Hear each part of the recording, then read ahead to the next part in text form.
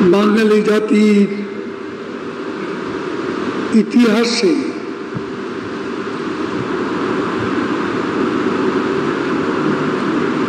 সর্বশ্রেষ্ঠ রাজনৈতিক অর্জন বঙ্গবন্ধুর নেতৃত্বে বাংলাদেশের স্বাধীনতা।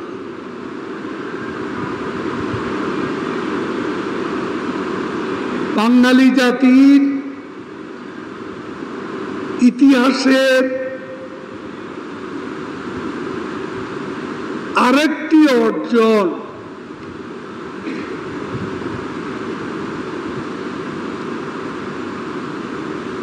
নিজের টাকায় পদ্মা সেতু। প্রধানমন্ত্রী শেখ হাসিনার অর্জন সবকিছু বলতে গেলে অনেক সময় লেগে যাবে, তবে আমি মনে করি সর্বশ্রেষ্ঠ অর্জনটি হলো নিজের টাকায় পদ্মা সেতু। এই সাহস, এই বিক্রম তিনি কোথা থেকে পেলেন? শেখ মুজিবের কন্যা বলেই হয়তো পেয়েছেন। বিশ্বব্যাংক আমাদের হতাশ করে চলে গেল, পদ্মা সেতু থেকে অপবাদ দিয়ে সরে গেল। 2012 সালের জুলাই মাসে বাংলাদেশের জাতীয় সংসদে দাঁড়িয়ে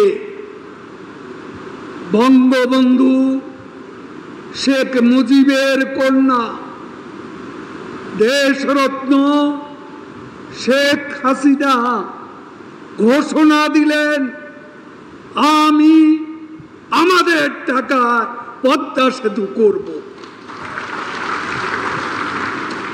আমার আজও মনে পড়ে আমাদের আশেপাশে প্রথম সারি, দ্বিতীয় সারি অনেকেই বসা ছিলেন।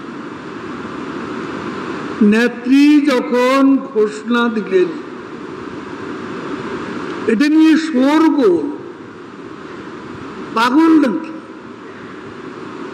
বিশ্বব্যাংক যদি পদ্মা সেতু না করে, আমাদের কি এমন টাকা আছে যে আমরা করতে পারবো? দেখছি আপনার কলিগরাই সেদিন সমালোচনা মুখর ছিল, আমি পাশে ছিলাম। আমাকে উদ্দেশ্য করে কত কথাই না কতজনে বলেছিল। আজ আমরা পদ্মা সেতুর সমাপনী অনুষ্ঠান করছি। আজকে বারবার মনে পড়ে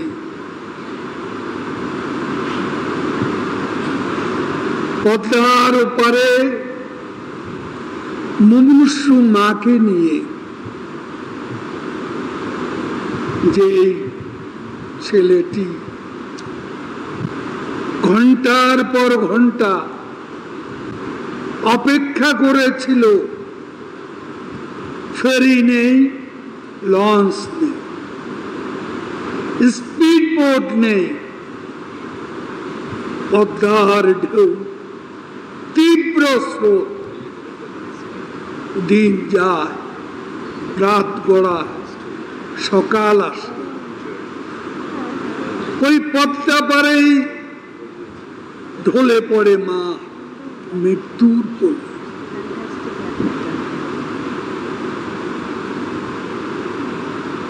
সেই মাতৃহারা সন্তান জানে পদ্মা সেতু কি এবং কেন।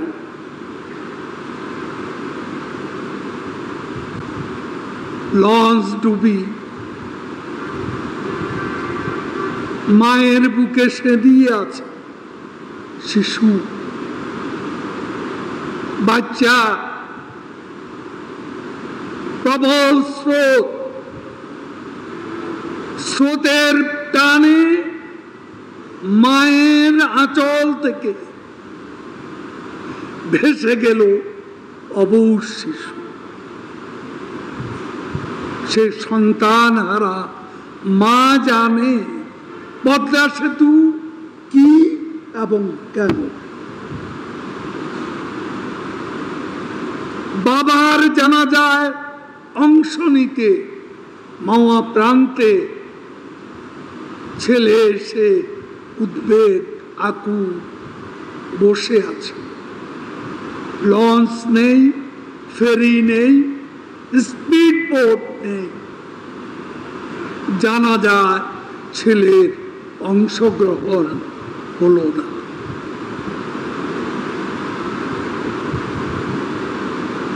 এই জানাজায় অংশগ্রহণ করতে পদ্মা পারে যে পিতার সন্তান পিতার জানাজায় অংশ নিতে পারল না, সে জানে পদ্মা সেতু কি এবং কেন। আজকে অনেক বক্তৃতা হয়েছে, আমি লম্বা বক্তব্য দেব না। এখানে অনেকেই আছেন, অ্যাড্রেস করতে হয়। সুধী সমাবেশ, সবাইকে আমি সুধী বলেই সম্বোধন করছি, কারণ কার নাম বলি আবার কাকে বাদ দেব, অনেকেই বসে আছে। কমিটমেন্ট কাকে বলে? এই পদ্মার আকাশে দুর্যোগের ঘনঘটা। মনে আছে 2017 সালের 30 সেপ্টেম্বর, 29 সেপ্টেম্বর পদ্মা এলাকায়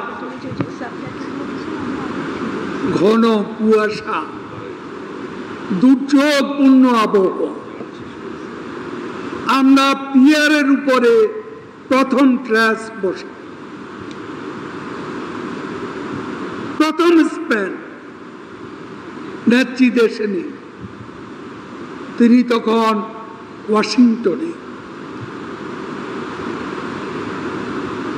নেত্রীকে ফোন করলাম, ক্যাবিনেট তখনকার সচিব খন্দকার আনোয়ার আমার পাশে। নেত্রীকে বললাম, প্রথম যে স্পেনটা বসবে আপনার জন্য আমরা অপেক্ষা করব। আপনি ফিরে আসলে আপনার উপস্থিতিতে আমরা প্রথম ট্রাস বসাতে চাই। তিনি সঙ্গে সঙ্গেই বললেন, তিনি তখন ওয়াশিংটনে ছোট্ট একটা মাইনর একটা অপারেশনের জন্য গেছেন। তিনি বললেন, আমার জন্য পদ্মা সেতুর কাজ 1 মিনিটও অপেক্ষা করা যাবে। This is our deep, passionate and abiding commitment. এই কমিটমেন্টেরই সোনালী ফসল আজকের এই পদ্মা সেতু। খন্দকার আনোয়ার বলেছেন, মধ্যরাতে কন্ট্রাক্টররা মাথায় হাত ভাঙছে, ওদিকে জাজিরা ভাঙছে, এদিকে কুমার ভোগ ভাঙছে, লৌহজং ভাঙছে। এরই মধ্যে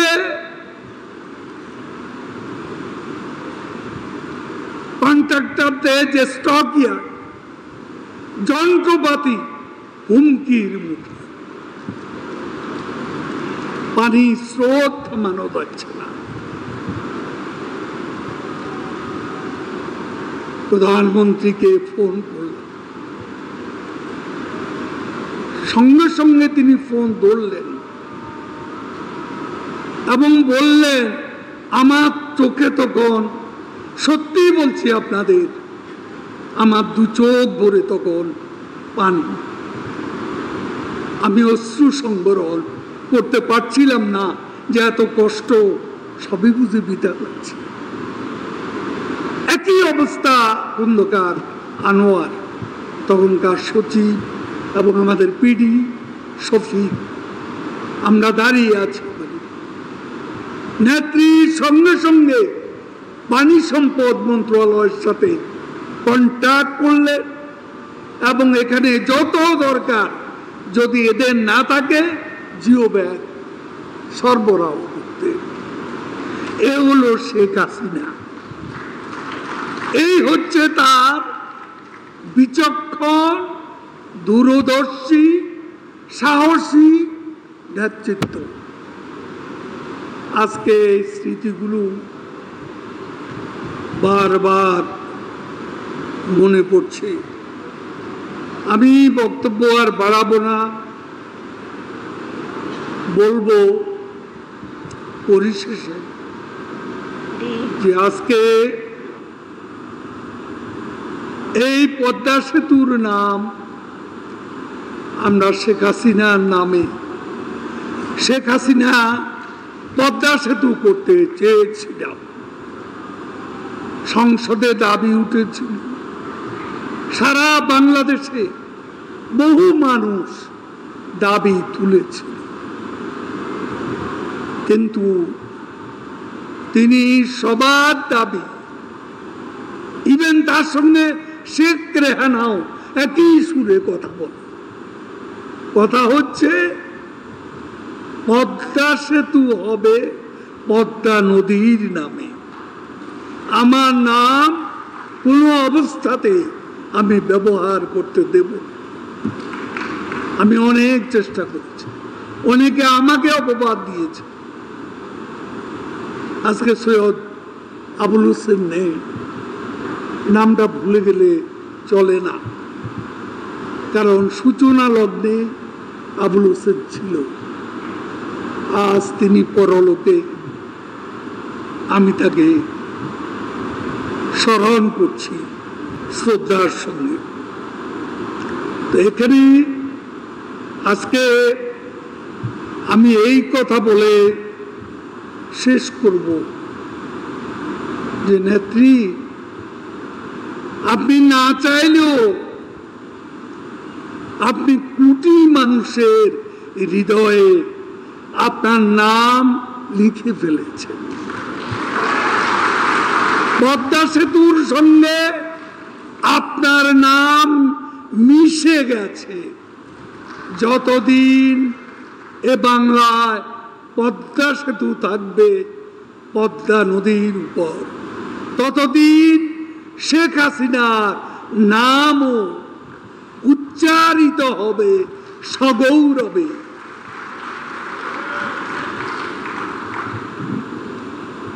কাগজের ছবি ছিঁড়ে যাবে, ব্যানারের ছবি মুছে যাবে, পাথরের ছবি হয়ে যাবে, হৃদয়ে লিখো নাম রয়ে যাবে।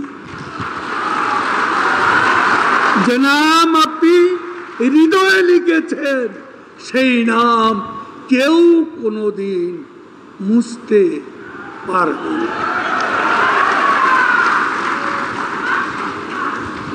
আপনার সাহস, আপনার দূরদর্শিতা আমাদের আমাদের বিশাল সম্পদ। আপনি অকুত ভয়ে সংকটে এগিয়ে যান, এটা আমাদের সাহস সিদ্ধ করে।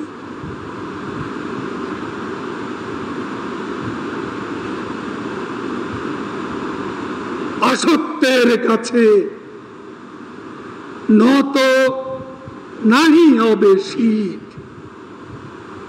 ভয়ে কাঁপে কাপুরুষ, লড়ে যায় বীর।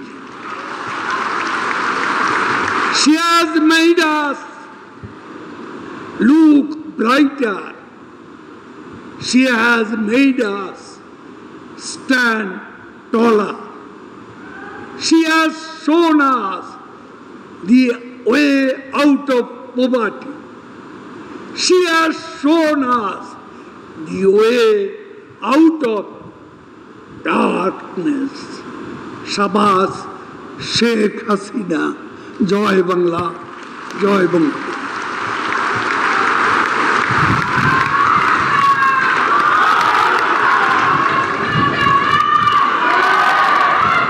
বাংলাদেশের অবিসংবাদিত নেতা বঙ্গবন্ধু শেখ মুজিবুর রহমানের দৃঢ় ও অসাধারণ নেতৃত্ব শোষিত বাঙালি জাতিকে স্বাধীনতার স্বপ্ন দেখতে সাহস জুগিয়েছিল।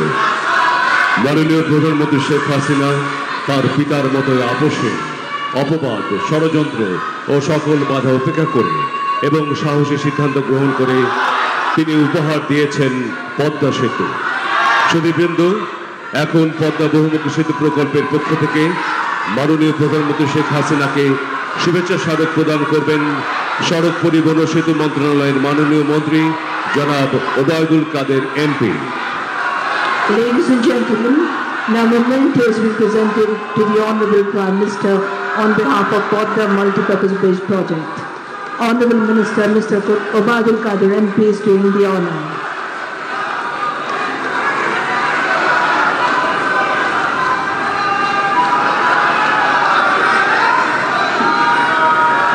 এরপর সেতু বিভাগের পক্ষ থেকে আজকের অনুষ্ঠানের মাননীয় প্রধান অতিথিকে শুভেচ্ছা স্মারক প্রদান করবেন সড়ক পরিবহন ও সেতু মন্ত্রণালয়ের মাননীয় মন্ত্রী জনাব Obaidul Quader MP. Ladies and gentlemen, on behalf of Bridges Division, now memento will be presented to the Honorable Prime Minister. Honorable Minister, Minister of Road Transport and Bridges, Mr. Obaidul Qadir MP, will please do the honor.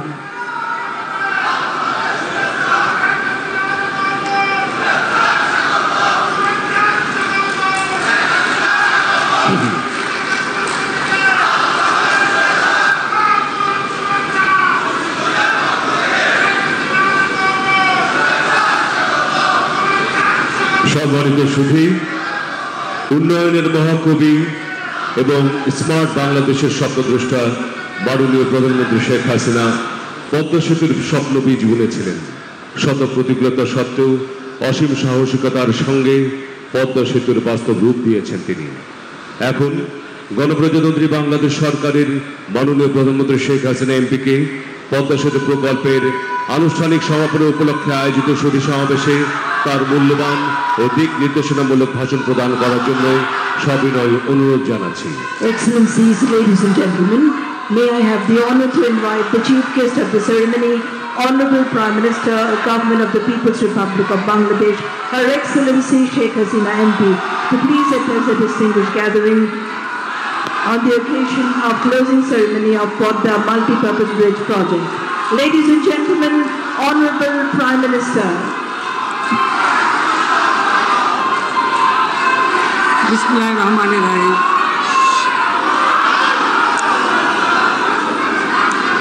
বিসমিল্লাহিররহমানিররহিম। আজকের অনুষ্ঠানের সভাপতি সড়ক পরিবহন ও সেতু মন্ত্রণালয়ের মন্ত্রী, মাননীয় মন্ত্রী, সহকর্মীবৃন্দ, আমাদের কূটনৈতিক মিশনের সদস্যবৃন্দ, সামরিক অসামরিক কর্মকর্তাবৃন্দ, সেতুর দুই পাড়ের প্রিয় এলাকাবাসী অর্থাৎ মুন্সিগঞ্জ, ওদিকে হচ্ছে শরীয়তপুর, মাদারীপুর, জাজিরা সমস্ত এলাকার সকল যারা জনগণ এখানে উপস্থিত আছেন বা যারা উপস্থিত নেই, সুধীমণ্ডলী, আমি তাদের সকলকে আমার আন্তরিক শুভেচ্ছা জানাই, ধন্যবাদ জানাই, কৃতজ্ঞতা জানাই। আসসালামু আলাইকুম। সাধারণত কোনো প্রকল্প শেষ হলে সেই শেষ হওয়ার কোনো অনুষ্ঠান হয় না, এটা ঠিক, কখনো করাই হয় না, শেষ হয়ে যায়। তবে পদ্মা সেতু অনেক ঝড় ঝঞ্ঝা পার করেই কিন্তু অনেক বাধা অতিক্রম করে আমাদেরকে এই সেতুটা নির্মাণ করতে হয়েছে, এবং যেটা করেছি সম্পূর্ণ আমরা বাংলাদেশের জনগণের টাকায়, দেশের মানুষের টাকায় এই সেতুটা নির্মাণ। কাজে এই সেতুটা কাজ শেষ হয়ে গেছে, আমরা উদ্বোধনও করেছি, প্রকল্পের কাজ সব কিছু গুছিয়ে নেওয়া হয়েছে। এমনকি সেতুর সাথে আমাদের রেল সেতুটাও একই সাথে হয়ে গেছে। আমি সেই জন্য চেয়েছিলাম যে আমি নির্মাণের সাথে সংশ্লিষ্ট বা আমাদের দুই পারের মানুষ যারা তাদের নিজেদের জমি দান করেছেন এবং যারা দিন রাত অক্লান্ত পরিশ্রম করেছেন তাদেরকে একটু আন্তরিক ধন্যবাদ জানাতে, সেই জন্যই আজকের এই আয়োজন। সকলের প্রতি কৃতজ্ঞতা এবং ধন্যবাদ জানানোর অনুষ্ঠানই এটা, আমি সেটুকু বলতে পারি। আমাদের মহান নেতা জাতির পিতা বঙ্গবন্ধু শেখ মুজিব আমাদের স্বাধীনতা দিয়েছেন।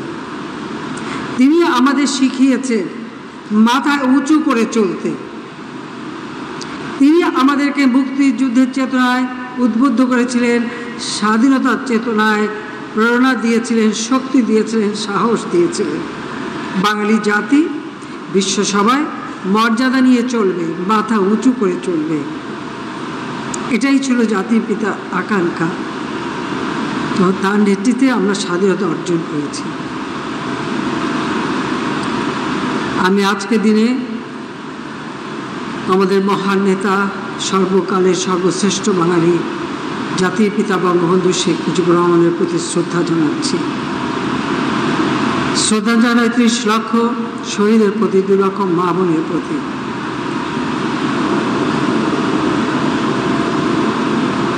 পঁচাত্তর ১৫ই আগস্ট ১৯৭৫ সাল ১৫ই আগস্ট বাঙালি জাতির জীবনে একটা কলঙ্কময় অধ্যায়। যে নেতা তার জীবনটা উৎসর্গ করেছেন এই বাঙালির আর্থসামাজিক,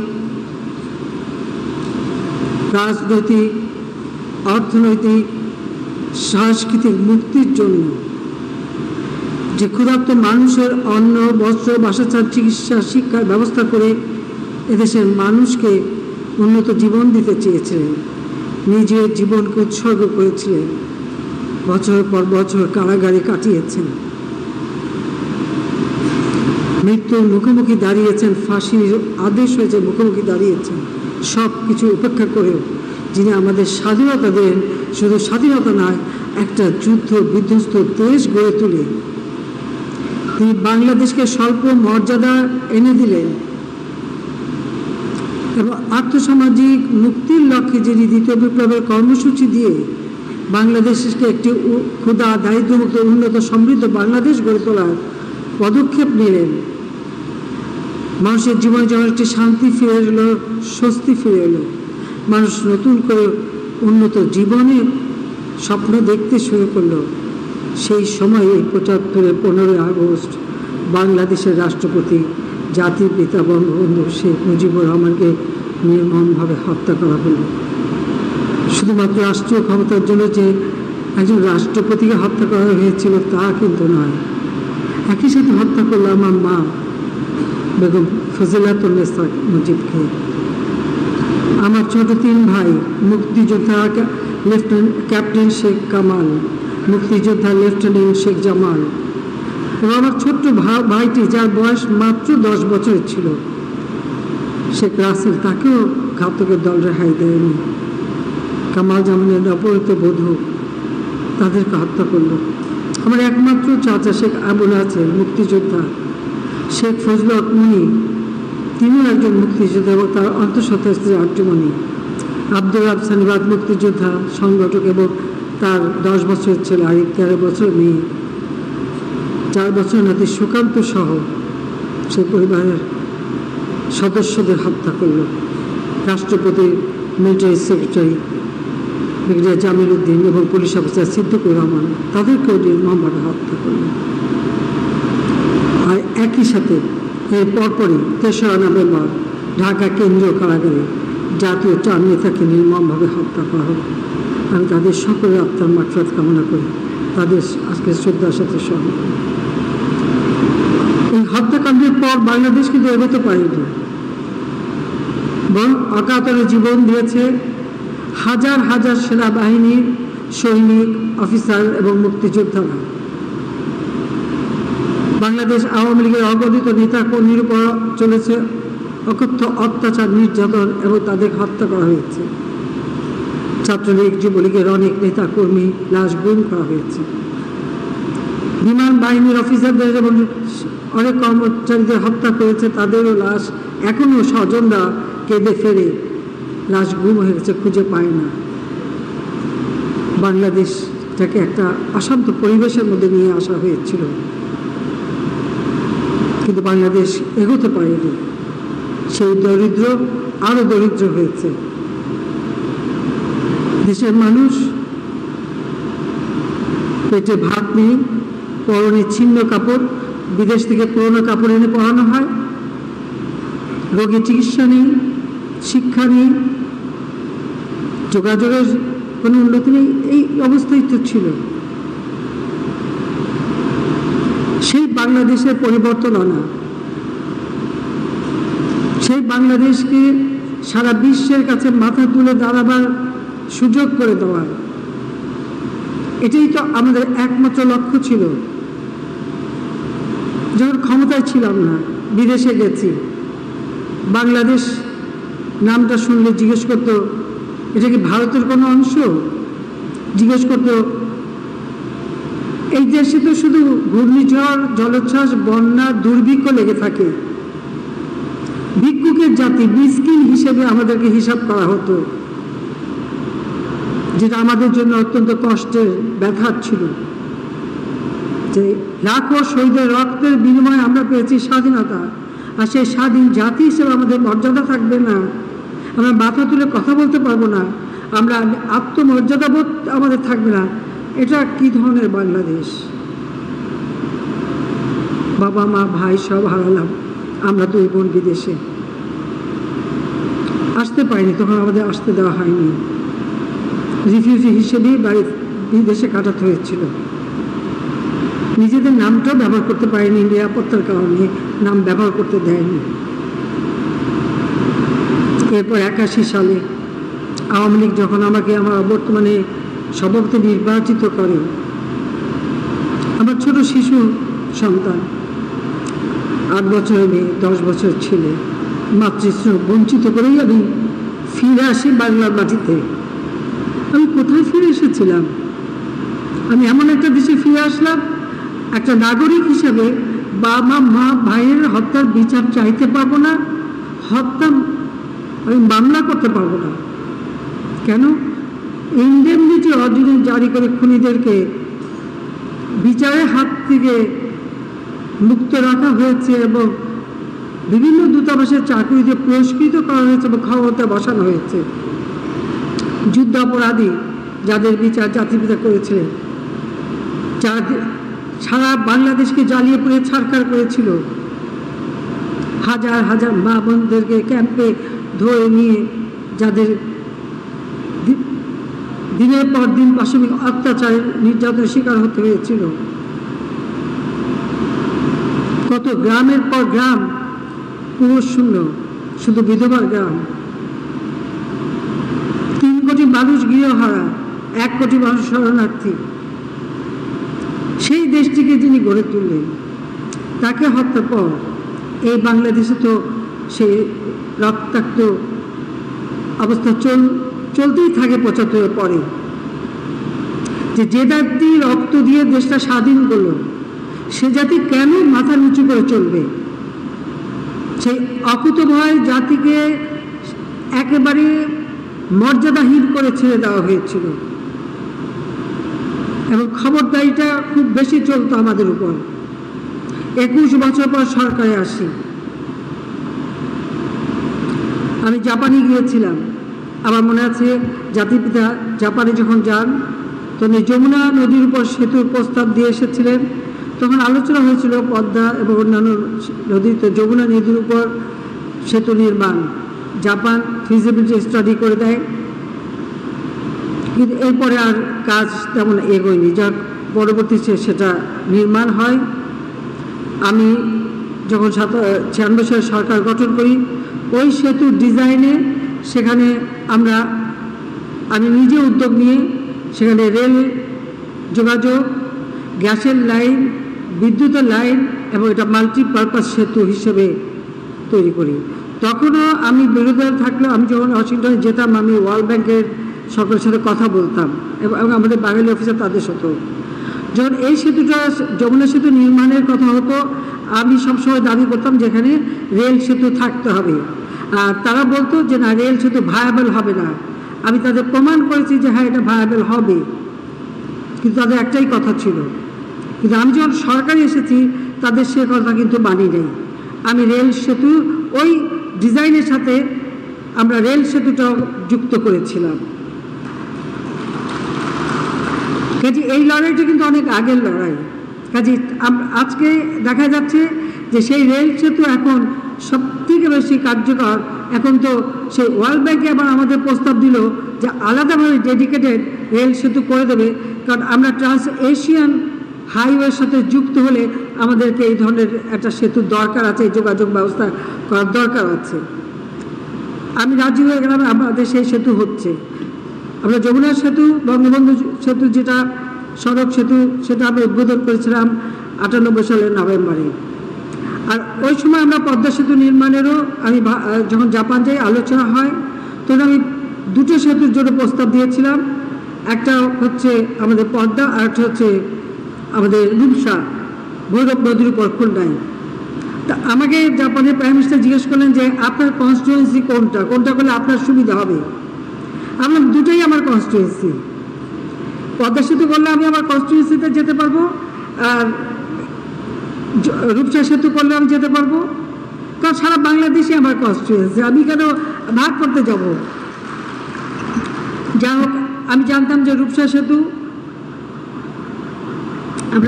সেতুটা আমাকে আগে শুরু করে দিতে হবে, কারণ পদ্মা বিশ্বের সবথেকে খরস্রোতা একটা নদী, যে নদী প্রতি বছর সময়ই এটা পরিবর্তন ঘটে। সেদিকে লক্ষ্য রেখেই আমি বললাম যে এটা তো ফিজিবিলিটি স্টাডি করতে হবে, সময় লাগবে, তারপর ওটা আগে করে দেন আর এটা ফিজিবিলিটি স্টাডি করেন। তারা ফিজিবিলিটি স্টাডি করবার পর আমরা কিন্তু এখানে ভিত্তিপ্রস্তর স্থাপন করলাম।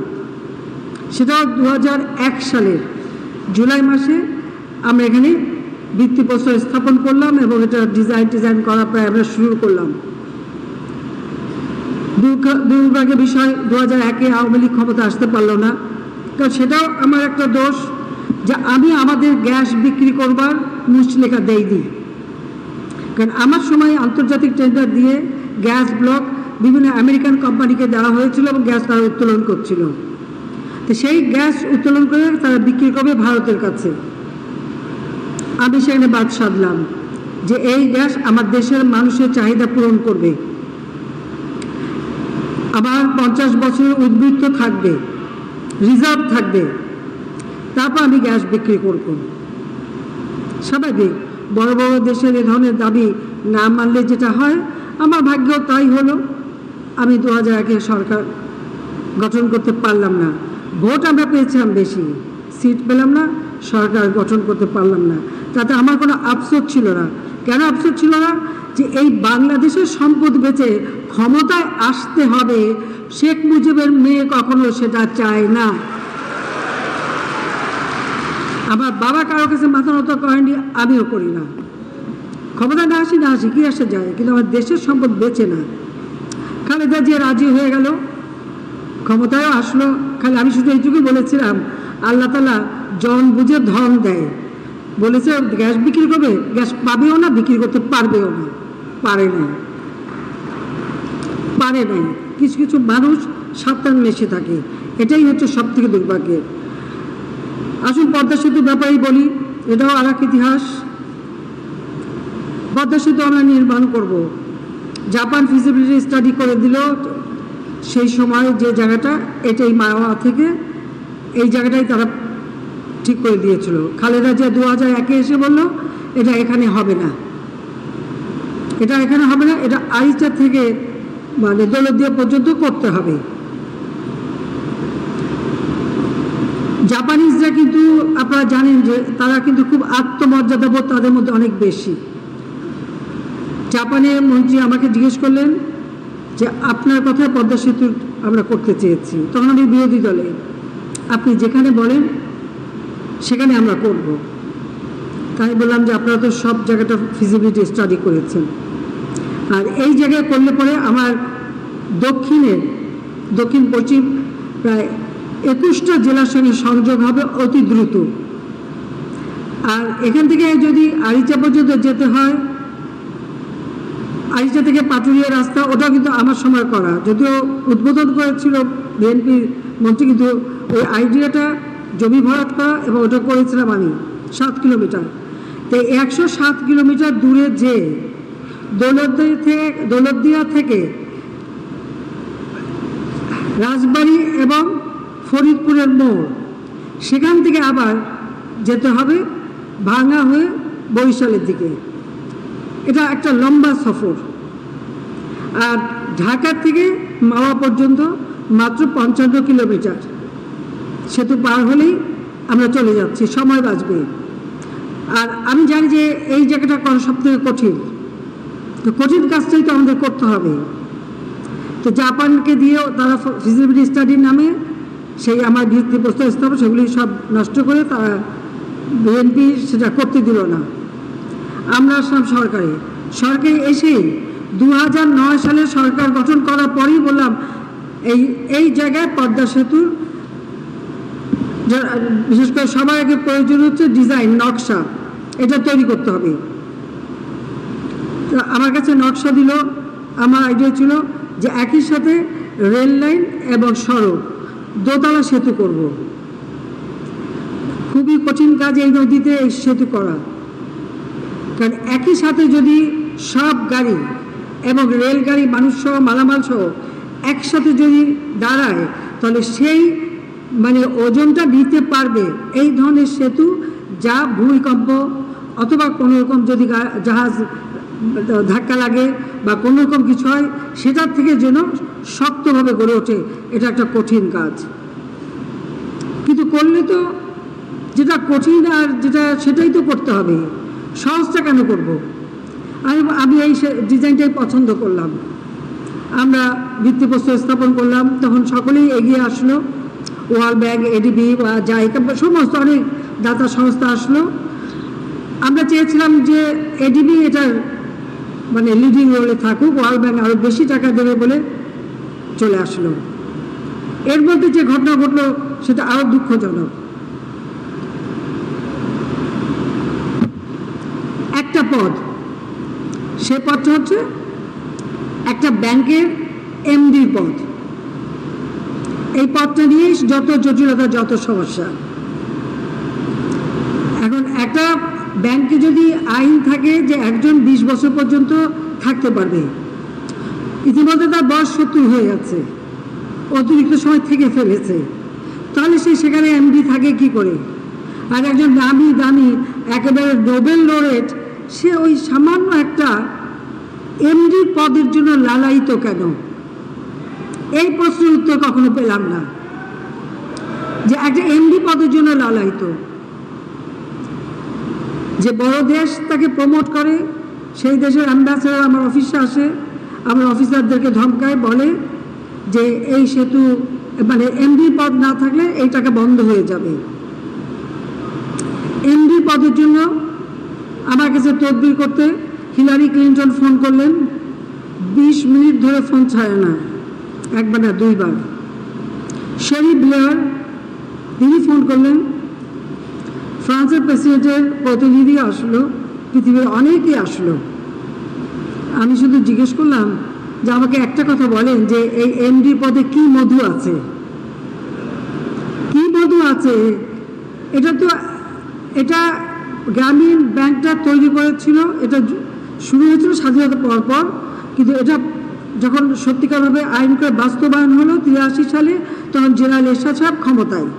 তো আমরা বলতে এটা এরশাদ সাহেবের এই ব্যাংকটা তৈরি করলো। তৈরি করার পরে একজন এমডি পদ কাকে দেবেন সে খোঁজ করলো। ওখানে মোজাম্মেল সাহেব ছিলেন একজন, আমি চিনি তাকে। উনি বললেন যে চট্টগ্রাম বিশ্ববিদ্যালয়ের একজন প্রফেসর আছে, তাকে দেওয়া যায়।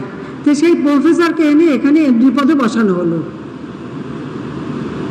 আর সেই প্রফেসর এমডি পদে বসে আর ওই এমডি পদে চেয়ারে এমনই গ্লু যে উনি এমনই আজকে এখানে ওখান থেকে নড়তে চান না। আইন যে আইন দিয়ে করা হয়েছিল সেই আইন ছিল মাত্র যে 60 বছর পর্যন্ত থাকতে পারবে, তার বয়স তখন 70 পার হয়ে গেছে, 60।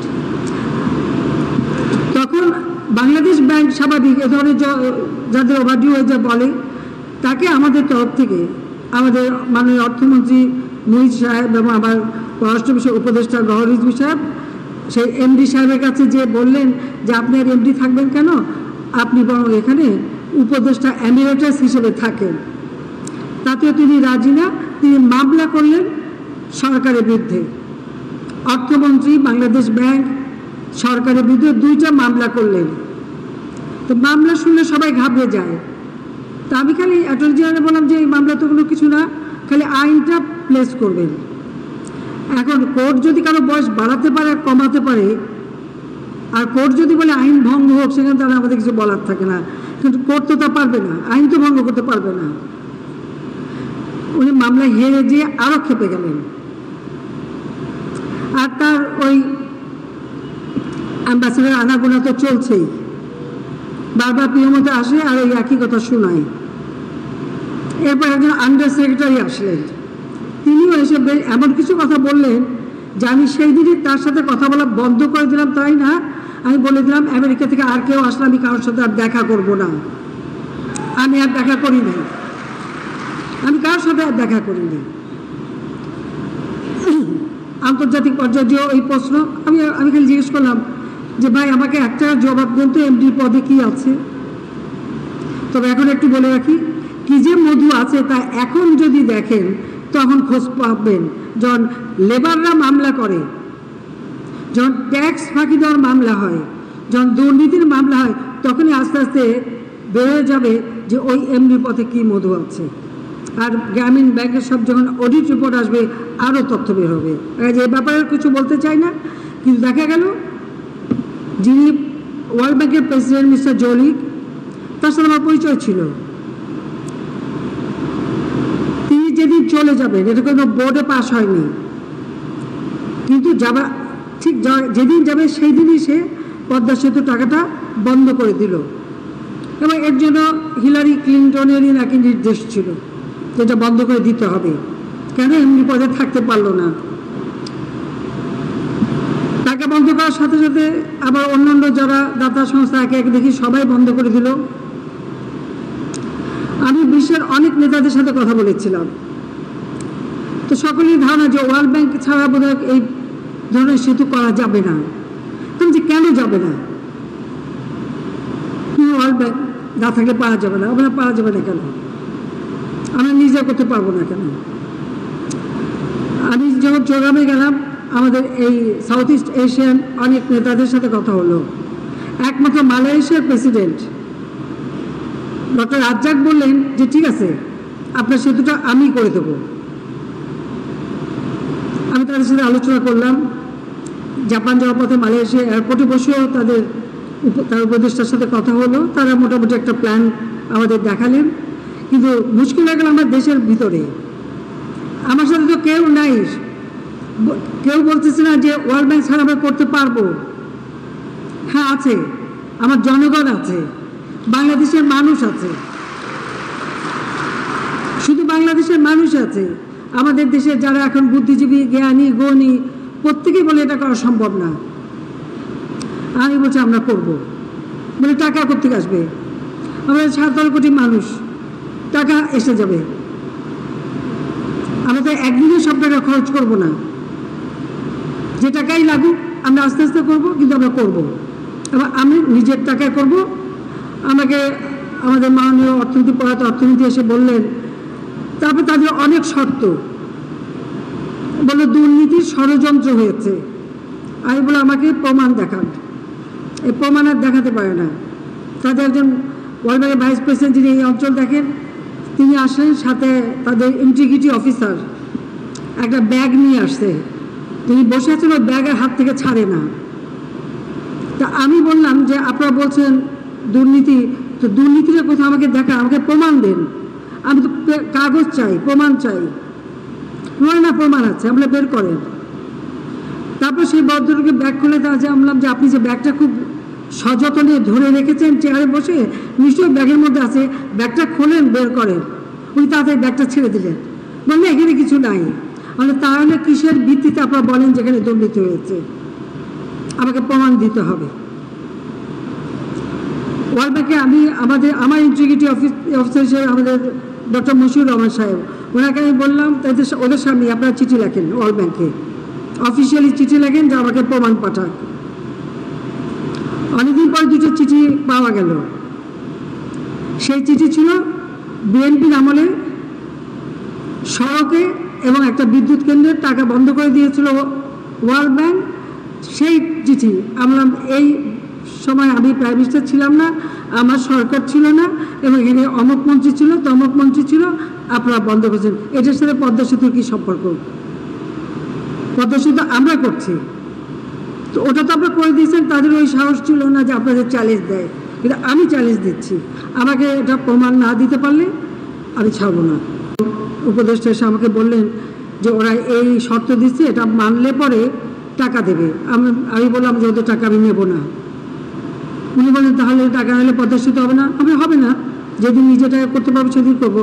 তখন আপনার ইলেকশনের কী হবে? আমাদের জনগণ যদি ভোট না দেয় ক্ষমতায় যাব না। সেই জন্য আমার নিজের আত্মসম্মান বিক্রি করে, দেশের মানুষের আত্মসম্মান বিক্রি করে তাদের শর্ত নিয়ে আমাকে টাকা নিতে হবে নাকি? বলে আপনি ইলেকশনে আমরা জিততাম না, আসলাম না, কিছু আসা যায় না, গ্যাস বিক্রি করলে আসিনি, আবার কি আসা যায়? ঠিক সেভাবে আমি করবো না। ওনারা বেশ নাকশ হয়ে চলে গেলেন। আমরা যদি বলে দেন যে ওদের টাকা দিয়ে পদ্মা সেতু হবে না, পদ্মা সেতু হবে বাংলাদেশের জনগণের টাকা, আমরা টাকা দিয়ে পদ্মা সেতু করবো। বলে কখন করবেন? আমরা যখন পারবো তখন করব, এবং আমি এটা করবই।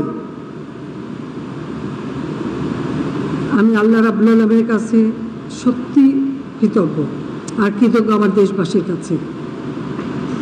যখন সবাই না করছে, আমি যখন বলছি আমি করব, আজকে যে করতে পেরেছি, আজকে যে পদ্মা সেতু শেষ করতে পেরেছি আমরা, আর যা আমার দক্ষিণ অঞ্চলের মানুষের আর্থসামাজিক উন্নয়নে দারুণ উন্মোচিত হয়েছে, সেই জন্যই আজকে আমি আর এখানে আসা। কারণ এই পদ্মা সেতুটা অত্যন্ত একটা জটিল স্ট্রাকচার, এটা আপনারা ইতিমধ্যেই শুনেছেন। এবং এই যে একটা জটিল, সব থেকে খরস্রোতা নদী, অ্যামাজনের পরে সবথেকে খরস্রোতা নদী হচ্ছে এই পদ্মা নদী। সেই পদ্মা নদীকে দুকুলে বেঁধে দেওয়া আর এই সেতু নির্মাণ করা, এই জটিল কাজের সাথে যারা জড়িত ছিলেন, সেই সেতু বিভাগ, বাংলাদেশ সেতু কর্তৃপক্ষ এবং পদ্মা বহুমুখী সেতু নির্মাণ প্রকল্পে দক্ষ এবং নিবেদিত যারা কর্মকর্তা কর্মচারী এবং দেশি বিদেশি যারা প্রকৌশলী, জাতীয় আন্তর্জাতিক পরামর্শক এবং বিশেষজ্ঞগণ, আমাদের নিরাপত্তা তদারকিতে আমাদের সেনাবাহিনী, সেই সাথে পুলিশ এবং অন্যান্য আইন শৃঙ্খলা রক্ষাকারী সংস্থা, এবং আমাদের সবচেয়ে বড় কথা আমাদের নির্মাণ শ্রমিক যারা দিনরাত অক্লান্ত পরিশ্রম করেছেন, তাদের প্রতি আমি আজকে আমার কৃতজ্ঞতা জানাতে এখানে এসেছি, তাদেরকে আন্তরিক ধন্যবাদ জানাতে আমি এসেছি। এই জটিল পরিস্থিতি, প্রাকৃতিক দুর্যোগ, কখনো নদী ভেঙে গেছে, কখনো নানা ধরনের সমস্যা দেখা দিয়েছে, একে একে সব কিছু অতিক্রম করে আমরা এই সেতুটি নির্মাণ করেছি। যে সকল শ্রমিক অক্লান্ত পরিশ্রম করেছেন এবং আমার যারা জড়িত সকলকে আমি আন্তরিক ধন্যবাদ জানাচ্ছি, এবং আজকে আমার এখানে আগমন সেই ধন্যবাদ জানানোর জন্য। এই পদ্মা সেতু করতে যেহেতু একটা খরস্রোতা নদী এবং সেখানে অনেক দুর্যোগ এসেছে, আবার এই দুর্যোগে অনেকেই মৃত্যুবরণ করেছে, যারা প্রয়াত তাদের প্রতিও আমার কৃতজ্ঞতা জানাই এবং সেই সাথে তাদের আত্মার মাগফিরাত কামনা করি। আবুল হোসেন আজকাল বেঁচে নেই, কারণ সে আমার সড়ক সেতু মন্ত্রী ছিল। তাকেও আমার ধন্যবাদ যে সেই সময় সেও সাহস দেখেছে। কাজে আজকে সে আর বেঁচে নাই, আমি তাকে স্মরণ করি। আমাদের যিনি স্বনামধন্য অধ্যাপক জামিলুর রেজা চৌধুরী সাহেব, তাকে দিয়ে আমি যে কমিটি করেছিলাম, তিনি সবসময় এই সেতু নির্মাণের ক্ষেত্রে আমাদের পরামর্শ দিতেন, তিনিও আজ নেই। কাজে যারা মৃত্যুবরণ করেছে দেশি বিদেশি সকলকে প্রতি আমার শ্রদ্ধা এবং তাদের আত্মার মাগফিরাত এবং শান্তি কামনা করি। সবচেয়ে বড় কথা, জমি সবসময় জমি দিতে গেলে একটা সমস্যা হয়। এই সেতু নির্মাণের সময় দুই পারে যারা নিজেদের ভিটে মাটি ত্যাগ করেছেন, এই জমি দান করেছেন, আমি তাদের প্রতি আপনাদের প্রতি কৃতজ্ঞতা জানাই। আপনি এখানে অনেকে উপস্থিত আছেন না? যারা জমি দিয়েছেন তারা আছেন এখানে? আপনারা দাঁড়াবেন, একটু দাঁড়ান।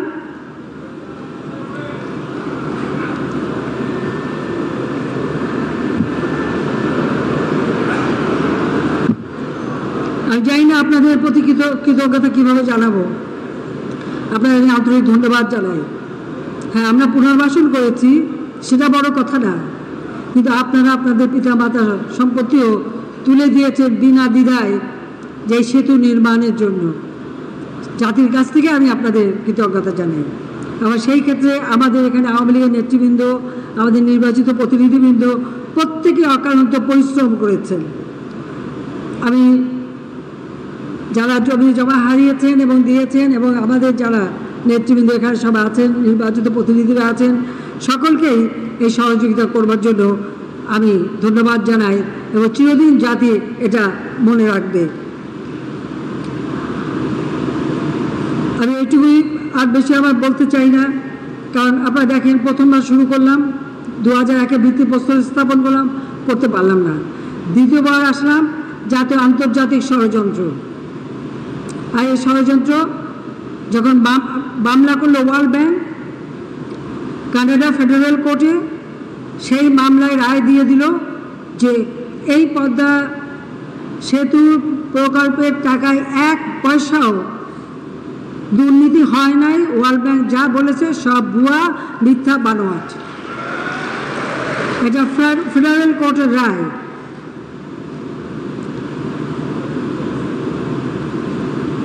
আবার আমরা ভিত্তিপ্রস্তর স্থাপনের সেতুটা নির্মাণ শেষ করলাম। আজকে আমাদের এই অঞ্চলের মানুষের চলাচল, ব্যবসা বাণিজ্য, কর্মসংস্থান সব কিছুর সুযোগ হয়ে গেছে। এবং রেল যোগাযোগটাও, এই রেল এখান থেকে ভাঙ্গা হয়ে ফরিদপুরে যশোর পর্যন্ত আমরা এর যোগাযোগ করে দিয়েছি। আর সোজা যশোর থেকে একেবারে পায়রা নদী পর্যন্ত, দুঃখিত, আমাদের মংলা পোর্ট, অর্থাৎ ঢাকা থেকে মংলা পোর্ট পর্যন্ত এই রেল যোগাযোগ আমি স্থাপন করে দিয়েছি। এই অ্যালাইনমেন্টটা আমার নিজেরই করা, যে এইভাবেই এটা যাবে, এবং সেই যোগাযোগটা আমাদের হয়ে গেছে। আজকে আর আসলে পদ্মাপাড়ের মানুষ আমরা সবসময় কষ্ট ভোগ করতাম আসতে গেলে, কারণ আমার ছোটোবেলা থেকেই তো প্রথম ঢাকায় আসি আমার দাদার সাথে 52 সালে নৌকায় করে। আমাদের নৌকা ছিল 3 দাঁড়, মাঝি নৌকা, বড় নৌকা, বাঁশি, 2টা কামরাওয়ালা। প্রথম আমার দাদা, আমি আর কামাল ছোট, আমরা নৌকার মধ্যে হাঁটতেও পারতাম।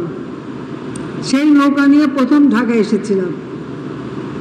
4 দিন 4 রাত লেগেছিল টুঙ্গিপাড়ার থেকে ঢাকায় আসতে। তখন আব্বা জেলখানায় 48 সালে আন্দোলন করতে যেয়ে তিনি 49 সালে যে কারাগারে বন্দী, তখন তিনি কারাগারে বন্দী। আর এরপর লঞ্চ, স্টিমারে যাতায়াত করতে হয়েছে। কাজে এই যাতায়াত করতে যেয়ে কত মানুষের জীবন গেছে, বিভিন্ন সেবা থেকে তারা বঞ্চিত হয়েছে। এখন আর সেই সেবা থেকে কেউ বঞ্চিত হয় না। আর সবচেয়ে বড় কথা যে আজকে যে টোল উঠেছে তাতে তো সবাই খুশি।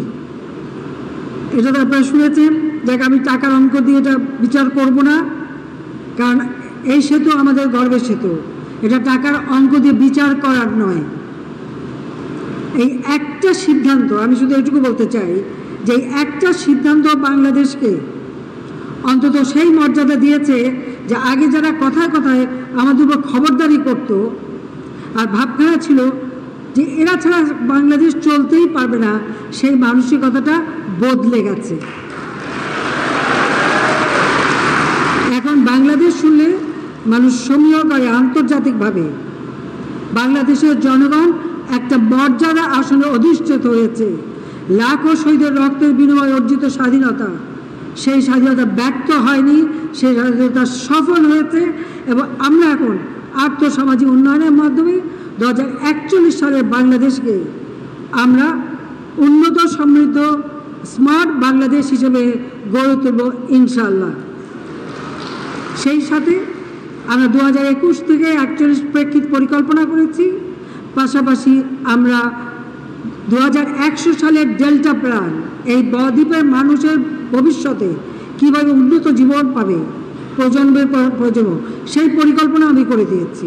নেদারল্যান্ডের সাথে আমাদের চুক্তি হয়েছে, এটাও আমাদের বাস্তবায়ন অব্যাহত থাকবে, আমরা শুরু করেছি।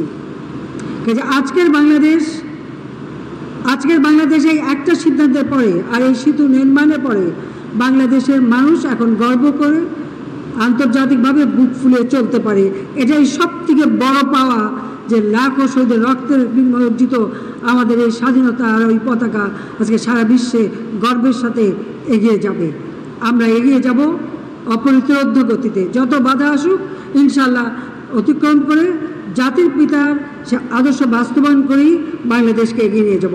আবার আমি সকলকে কৃতজ্ঞতা জানাই, ধন্যবাদ জানাই, এবং এই কৃতজ্ঞতা জানানোর জন্যই কিন্তু আজকের এই আমাদের আয়োজনটা। সবাইকে ধন্যবাদ যারা উপস্থিত, আর যারা উপস্থিত নাই তারা সকলকে জয় বাংলা, জয় বঙ্গবন্ধু, বাংলাদেশ জয় জয়। আন্তরিক ধন্যবাদ ও অশেষ কৃতজ্ঞতা মাননীয় প্রধানমন্ত্রী। Sincerest thanks, eternal gratitude, Honorable Prime Minister. সুধীবৃন্দ, মাওয়া প্রান্তে সুধী সমাবেশের শেষ পর্যায়ে চলে এসেছি আমরা। মাননীয় প্রধানমন্ত্রীর সানুগ্রহ অনুমতিক্রমে সমাপ্তি ঘোষণা করছি সুধী সমাবেশের এই আয়োজন। ধন্যবাদ মাননীয় প্রধানমন্ত্রী, ধন্যবাদ সবাইকে। We are almost at the end of today's program. With kind permission